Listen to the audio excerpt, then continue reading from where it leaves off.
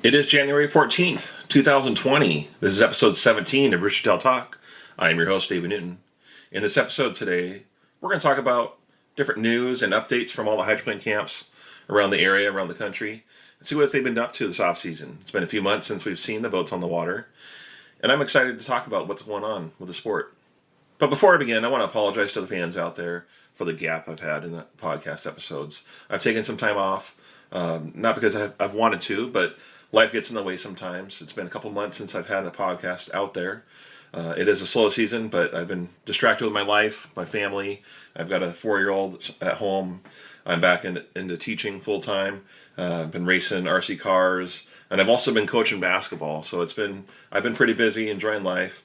It gets busy sometimes, but I still aim to get this podcast out and keep up the chatter about hydroplanes. I'm hoping you're enjoying it, and as long as you're enjoying it, I'll keep doing it.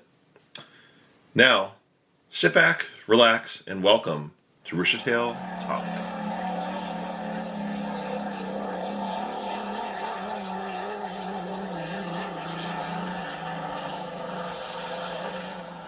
Well, it's a silly season right now. It's off season for hydroplane racing. We haven't had a race since September, October. Haven't seen boats on the water for a while. And I know we're looking forward to seeing the season start again. And with all racing teams, off season presents a lot of work, a lot of challenges for the teams. They want to repair all the damages they've gotten in the off season. They want to make changes, and they want to go faster next year, right? It is 2020 now, still months away from our first race, but I'm still excited. I want to talk about what's going on with the different teams. I've reached out to several organizations to hear what they're up to right now, and I've also seen some chatter on the different forums and updates from the teams. So I want to share some information with you all out there in Hydroland. But before I do, I want to say I'm not here to spread rumors. I'm not here to make stuff up. I know some people out there in the hydro world like to do that and like to kind of start accusations or rumors with different things. I'm not here for that. I just want to share what I've heard I validate to be true. So, with that said, there is a little bit of news from the Home Street camp. Home Street Bank will return as a sponsor this year. There was some question, I think, at the end of last season if they would return it for another year or not. This will be their 5th consecutive year sponsoring a hydroplane. Really excited to hear that Home Street Bank will be back. Great sponsor for the sport. Great advocate for the sport. They've done a lot the last 4 years, and I look forward to seeing what they'll do this year. They announced on November 16th last year that they're going to continue to sponsor. They'll have their main boat together. In talking with Jimmy Gilbert, one of the crew members, they said, or he told me that not too much being done right now on the boat. There's a little bit here and there they're working on every other weekend, so it's not too much of a thrash for next year. I think they've left the boat in pretty good shape. So that hopefully means a good thing, that they'll be ready to go for next year. With their backup boat, their older hull, the 2007 hull, they're kind of talking about what to do with that. There is talk about maybe replacing the left sponson. I think that's had some previous damages on there from race seasons past. It finished out the year strong in San Diego, but I know it's an older hull. It's 13 years old now, so there's some work to be done on that. The team is talking about what they're going to do with it and how to move forward with it for the next season, because they do have a sponsor. They don't have Alberto back for next year as a sponsor, but they will have John Goodman as their title sponsor. I'm not sure if that means they'll be for the full season at all the races, or maybe just the West Coast. But they do have a sponsor, so they will be racing the second boat next year. And for those of you who don't know, John Goodman, he's a Seattle native. Seattle, lives over here in the Seattle area, multimillionaire. He's a car racer, classic car collector, car enthusiast. He's a Seattle area realtor. Well, he actually owns the 1982 Atlas van lines. There was many people that made it that restoration happen, but he's the financial back on that. So he owns the boat, and he made a lot of the stuff happen to make that be restored and continue to run, thanks to him. Yeah, he owns the boat, but it is stored at the museum, so everyone can enjoy it. And as John Goodman is sponsoring it, I'm not sure what his company will title that hull. There'll be an announcement coming out soon, I'm sure, to see what the name for that 2007 hull will be with John Goodman's sponsor. So, make Goodman Express. I don't know what sounds good. Goodman Racing. We'll see. We'll see what will be on the boat.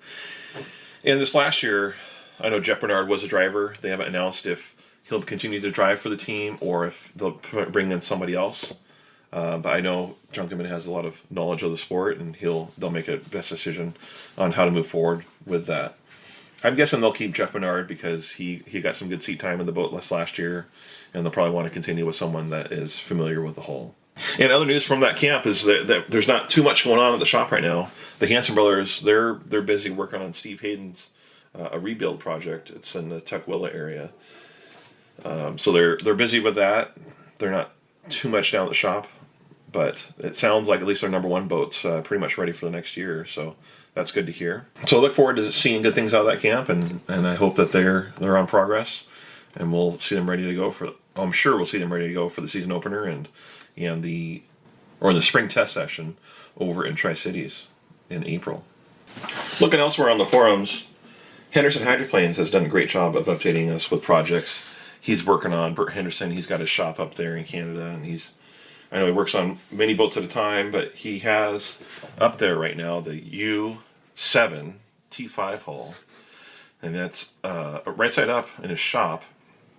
And they're doing a lot of work to it. It's let's see, the T5 hull that was built in the mid-90s, so it's been around for a long time and gone through many, many rebuilds.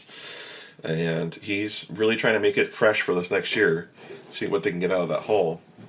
They've taken the decks off of it. They've done a lot of work. It looks like a lot of work to clean up the frames. They've taken out some corrosion in a few spots. They've been getting new decks built for it and being replaced. Early December, it looks like they were going through all the frames and getting everything really squared up true.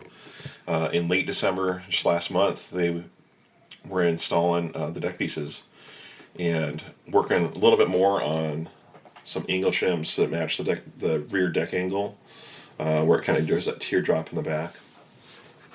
So they've been really trying to make it stronger, I think, and bring it back to what it was looking like a few years back. There's also a lot of work going on with the T3 hull. Now Dave Bartish owns both of those hulls. He actually owns quite a few of them. Probably has, I can't count all he's got right now, but he has a T3, and they were trying to get that ready to go last summer. And there was some talk about that happening, but there was too much work to be done, not enough labor to get that done. And right now, they're working hard. They're trying to get that ready as well. I don't believe that's at Henderson's shop. I believe that's in Detroit, Bart's shop, and they're trying to do their work to get that ready for next year. And there's a lot of talk that they'll have both boats out there. And I believe when the season ended, Henderson told me that they're going to get the T3 and the T5 together. Bartish is, and they also have that U2 Trend West hull that they're really excited about to run as well. So their goal is to get 3 boats close to being ready, and then figure out which 2 they wanted to put the gear in and come out and race. So it'll be interesting to see which 2 they choose. I think we'll probably most likely see the T3 and T5 hulls. Those are tried and true hulls, and we'll probably see that out for this next year. And I'm excited to see what both drivers do with it. I know Bert Henderson is a great driver, and his friend Patrick Hayworth, he's a phenomenal driver. Done a lot of great things in the Grand Prix classes out there on the East Coast, and it'll be fun to see what they can do next year with it. But they're definitely busy, and they're eager to get on the water this year. Also around the camps, U3, Go 3 racing team, they've been pretty quiet online.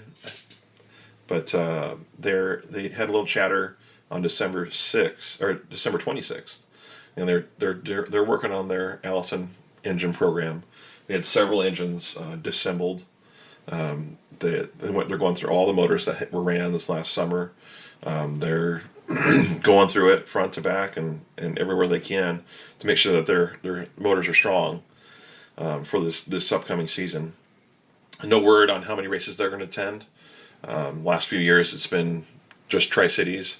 I kind of expect that we'll just see them the one appearance. So, well, I know they're going to have their Allison engine program up and running, but those motors take a lot of maintenance, a lot of time. So they're making sure they're ahead of their game, and they have their program down for that. Other camps have been relatively quiet. I reached out to the Graham Trucking Organization, I got in touch with their social media expert, and they've been just doing basic housekeeping things on their boats. They're just making sure the programs, everything's clean after running out of that salt water, and they're having everything together for next season. It doesn't sound like they're doing a big major rebuilds on anything, so they must have finished the season strong on a good note with all their equipment. So that's good to hear that they'll be ready to go for next year. The biggest news out of all the camps probably is a driver change is going to be happening for the Go Fast Turn Left racing team. Back on November 21st, Brian Perkins made an announcement that he would be leaving the organization for the 2020 racing season. It says here, as 2019 comes to a close and we begin the 2020 race season, I would like to take time to thank the O'Farrell family and Go Fast Turn Racing for wonderful years of racing. I will not be driving for the 2020 race season. However, I still have plans to be involved with the sport. See everybody in 2020. And in talking with him, he does plan to go back to the driver's seat. He's not sure when or where that'll happen. I'm hoping that'll happen sooner than later, because I know Brian's a great driver and is a value for our sport. The Go Fast Turn Left has not announced a replacement driver for their team. This past summer, I believe Kevin Ekrit was seen to be close with the team, doing some work with their hulls, and there was some rumors going around that he might run at Seafair, one of their hulls. Didn't happen. My money would go to be that he'll be stepping in to replace Brian for the driver's seat. Not sure any other drivers out there that would be considered to replace for Brian, but I believe Kevin will have the fast track to replace him in the seat. Well, unfortunately, I don't have any other news or rumors to spread about the racing teams. There's nothing else at this time. A lot of the camps are pretty quiet. I think they're just waiting to get closer to the racing season before they get moving with too much else. Maybe, hopefully, in the next couple of months, we'll hear some sponsorship news, maybe some driver changes news, and some more things to be excited for this upcoming season. I do have a couple more things I want to talk about. There is a great race announcement I want to talk about. Not for H1, but it is great for the hydroplane for hydroplane racing. But before I talk about that, I want to talk about the leadership of H1. On December 13th, it was announced by multiple sources that Executive Director Ron Perry and his wife Christine were stepping down, or at least no longer in these leadership roles with H1 Unlimited. They were both hired on May 1st of 2019 to take the sport into the 21st century after a year of being under interim leadership. Perry had a great vision to boost the sport. He had previous experience with H1. I know he had experience with the National Guard sponsorships that was with H1 a few years back. So it's sad to see him leave after only a year, with a lot of promise, or with a lot of hope that he was going to give the sport. It's kind of sad to see once again there's no official leadership for H1. I haven't seen another press release since then. The only other thing it says here is Tim Austin, the chairman of board of directors, appears to be handling the day-to-day operations for H1, but they do not have a new executive director in mind. It's been a month since that release. I'm hoping that I'm sure they have some ideas of who's going to be running it, but there's been nothing released yet. And this is kind of some crucial months here. We're in January. We still have a few months before the season starts. There's been talk about getting new race sites for the tour. I know last year Detroit was dropped, and that's really sad to see. There was a lot of hope that this year that would get put back on the schedule, maybe even adding races in Texas or maybe back to Evansville. And there's been very little chatter on that, so it's sad to hear. I'm hoping that we'll hear something soon from the organization that would be promising for this season. And I would love to see maybe someone like Steve David come back into it, who has a lot of leadership qualities and a lot of knowledge of the sport. But for now, we can hope. I don't know. Who do you think would be a good leader for the sport? Maybe if you have a dream of someone being a great leader for the sport, maybe write me in. See, I want to hear what you think. Send me an email at roostertailtalk@gmail.com, or maybe on Facebook or Twitter or Instagram. Post on there. Tell me who you think would be a great leader for the sport. Because right now we need a great leader to push the sport into 2020 and bring the sport back to more of its glory days. We really need to have more races out there, more publicity, more of appearance of the sport, because it is a great sport, and it doesn't have to die. It doesn't have to go further into darkness. There's a lot of things the sport can contribute, and I want to see it get back to there. So tell me who you think would be a great leader for the sport, and maybe we can continue that chatter. Before we go, I want to talk about one last story that occurred last week. That's really exciting for the world of hydroplane racing. It was announced with a press conference, which was streamed online. It was pretty fun to see that.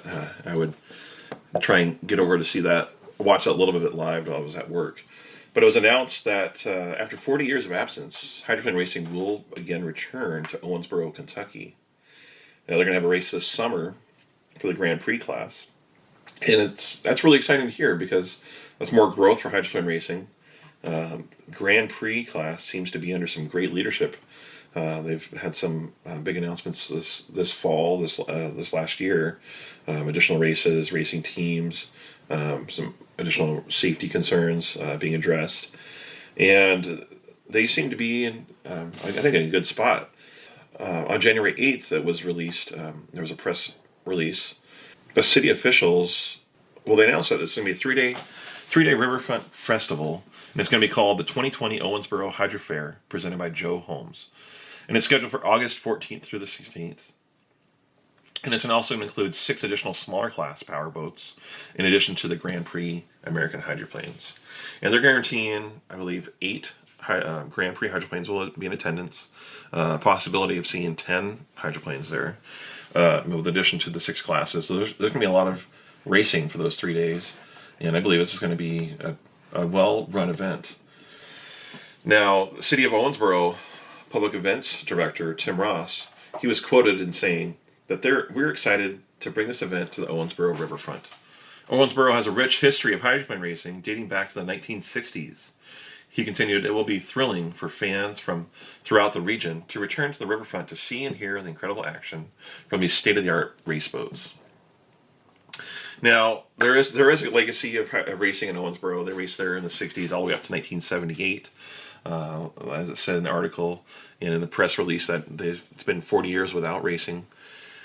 They are coming back, and they're coming back in a big way. They're looking to make this a pretty big event, and to not just be a one-off event, but an annual tradition being brought back to Owensboro. And the city of Owensboro, they're partnering in doing so, and to make this happen, they're partnering with American Hydroplane Events. Now, this is an organization that's based out of Evansville, Indiana. They're pushing hard to make this event happen, and I think with the success this race is going to have, we're going to see another return possibly to Evansville, and I think that the Grand Prix class is a great class to make this happen. They're a lot of fun to watch. They have the noise, they have the speed, they have everything we want for a hydroplane race, and I just think this is fabulous for hydroplanes because it's an addition for the sport. They really look professional in their press conference. They had a nice scenic overlook of the river with several hydroplanes on tilt, talking to the mayor. They had city officials, leaders from the American Hydroplane event there on hand, and they were talking about the event. It sounds like it's going to be a good show they're going to put on. And it's great to see a city back this. Several years ago, Owensboro, they completed a $69 million riverfront redevelopment. And so they worked hard to make this happen. I mean, they put a lot of money in because they know the city knows they can appreciate having the hydroplanes return and what it's going to mean to the city, because they're going to essentially, I think they're going to bring some fans in. They're going to help grow the sport, and that's going to help with the fan base going to the races. That's going to help their tourism, right? That's going to help bring money into the city. I'm excited to see a race be added to the Grand Prix schedule. That's great for the sport to see more races. That's what we need. The fans need more races, more racing events. And it's going to be, I know there's a fan base in Owensboro. We have a few fans out there that listen to the podcast, so I thank you for listening to us. And I'm excited for you guys and gals because you're going to have a race in your hometown. And that's something you should have had for a long time now. H1 may not be there, but it's going to be fun to see the Grand Prix down there on the water. It's going to be a great event. It'll be exciting to see where the Grand Prix class goes because they seem to have some strong leadership that's brought some good things their way. They've got more races now. They've had several press conferences and announcements this off season, and it sounds like they're going in the right direction. Well, I hope you've enjoyed our 17th episode. I want to thank all the media outlets who are keeping our fans updated with Hydroplane news this off season. So far, Hydro News has done a fantastic job of keeping the chatter going and getting true news and updates out to the fan base. If you haven't checked them out, please go over to Facebook and subscribe to them. They've got some great news, and they do a great job of keeping our Hydro fans updated. But please make sure you come back next week and check for our new episode, which will be released Tuesday, January 21st at 5 a.m. Pacific Standard Time. Also, don't forget to hit that subscribe button on your podcast player, as well as rate and review your experience. For more updates on Hydro News, check us out on social media. We're on Facebook, Twitter, and Instagram. Roostertail Talk is online as well with our website, roostertailtalk.com. On the website, you can sign up for our email subscription list to get notifications on upcoming episodes, Hydro News, podcast updates, and much, much more. Finally, this is a free podcast to our listeners out there. But if you're really enjoying Roostertail Talk and want to help us to continue to grow and expand, please donate. You can find a link to donate through PayPal on our website under the Support tab. So until next time, I hope to see you at the races.